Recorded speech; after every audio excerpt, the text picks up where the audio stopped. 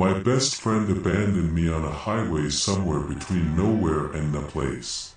We had been fighting for almost an hour by then, bringing up shit we thought we'd long buried. He pulled over so suddenly the tires spat gravel across the road, then just sat there gripping the steering wheel and breathing while the turn signal clicked in the silence. Finally, he told me to get out. I honestly thought he was bluffing until he leaned across, shoved my door open himself, threw my backpack at me, and told me to find my own way out. Then he turned the way we came from and drove off, leaving me stranded with no signal, no flashlight, and kilometers upon kilometers of highway and forest. Life has a way of isolating me at the worst possible moments. Maybe it's always just been me, but it sure is better assuming that the universe holds a grudge against you, because at least then you know there is a reason behind the things that happen to you.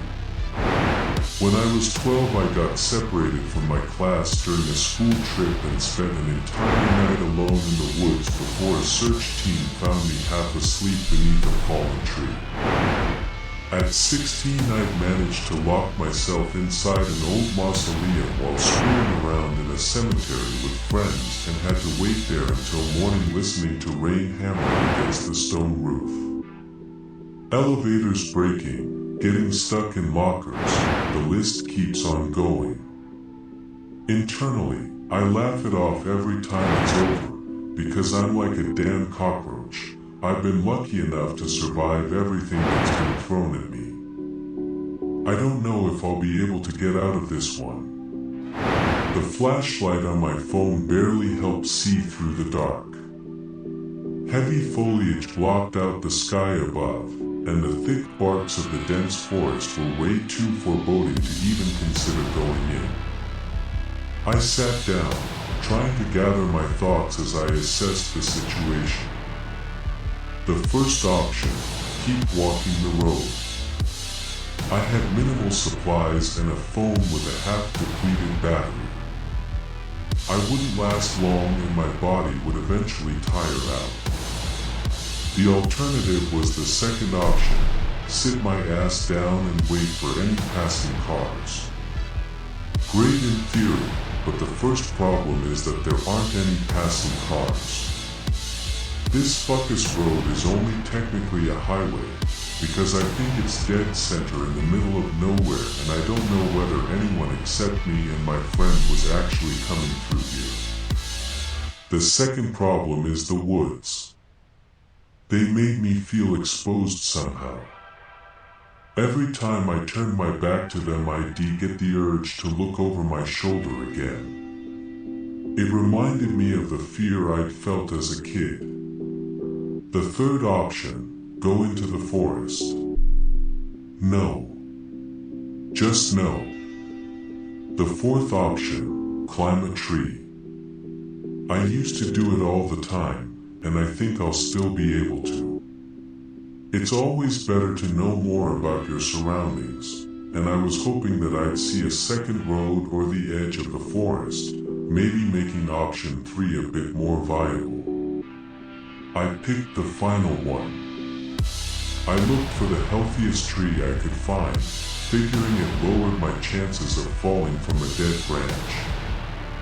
My heart sank every time the bark peeled away under my grip, but I kept climbing, grabbing one branch after another, putting my feet on the former and pulling myself higher.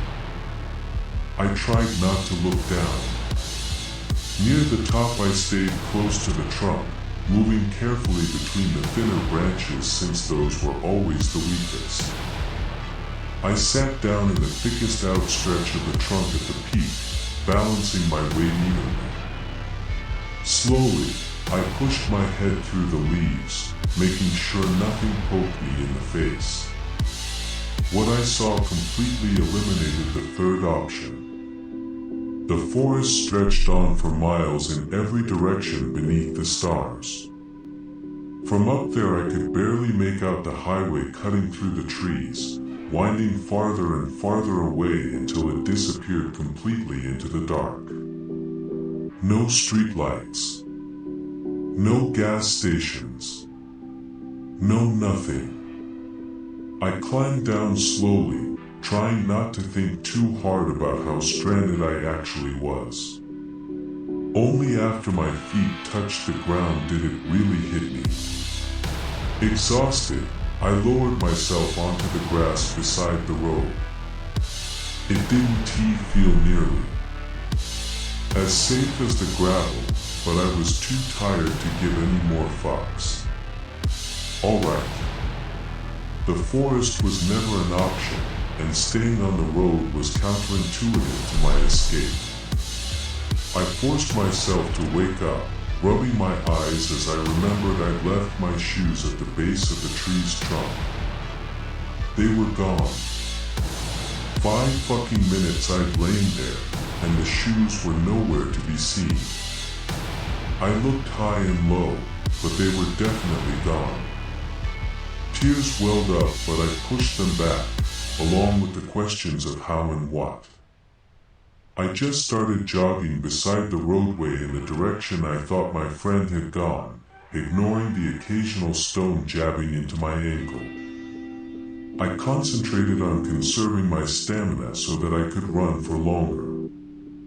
Once the monotony of my sprint calmed me down, I started noticing a few things. There were no sounds. Woods are quieter at this time, sure, but never dead silent. Usually there's at least a few crickets out there. I could hear nothing except my own footsteps. My grandfather used to work as a ranger, and he told me all kinds of stories about the woods growing up. But there's one thing he said that stuck with me.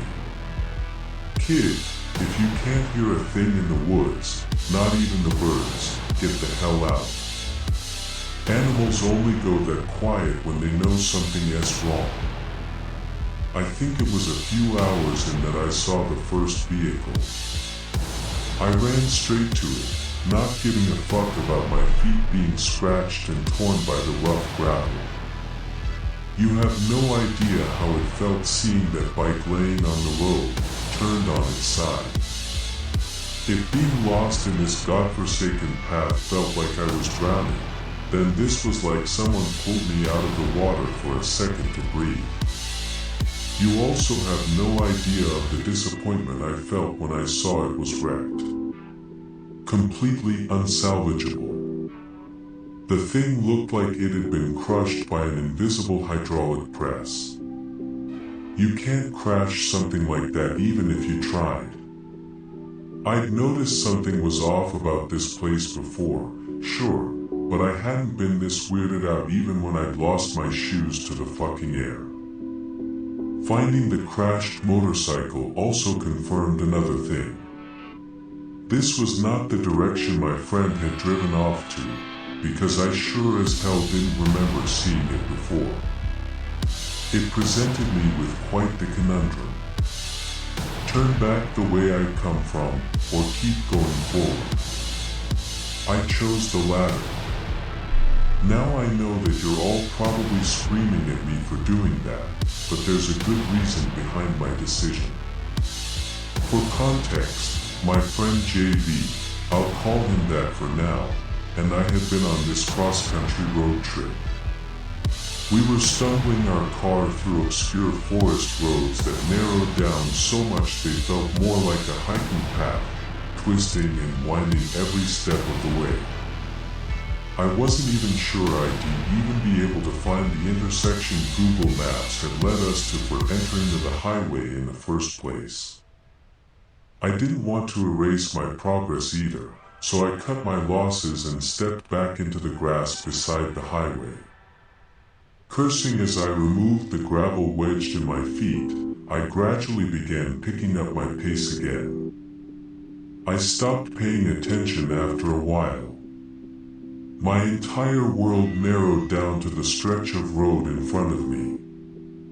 Every now and then I'd shine my phone, just to assure myself that I was alone. Not that the prospect of that was much better anyways. Then I saw the fork in the road. I was exhausted, my stamina barely keeping up even after I slowed my jog to a walk. I had to stop every few minutes because the simple act of moving forward felt like it was draining the life out of me. At first I didn't even register what I was looking at. My brain just accepted it automatically, just another road cutting off into the woods. It took me a few seconds to realize that highways aren't just supposed to randomly split off. Not this one, at least. I collapsed onto the ground, panting as I gulped down water non-stop, rationing be damned. I pulled OU.